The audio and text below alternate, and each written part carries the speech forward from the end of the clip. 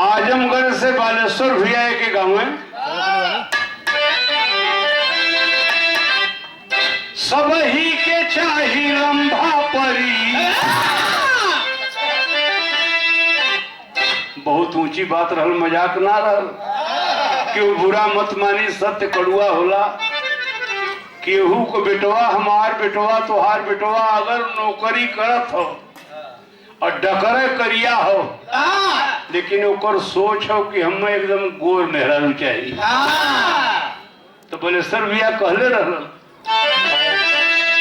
सब ही के चाही रंभा परी, है काला चेहरवा।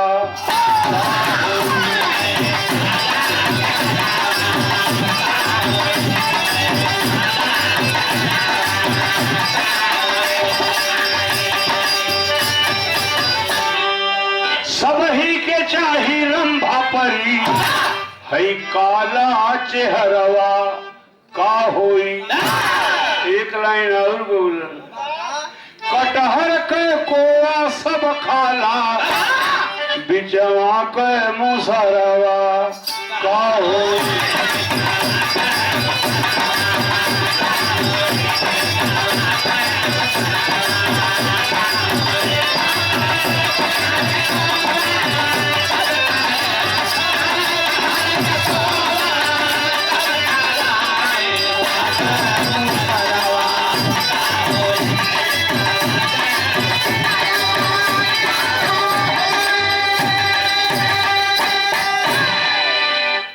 हरिनाथ भैया चूहलपुर 100 रुपए का पुरस्कार आया है, हम प्रणाम करते हैं।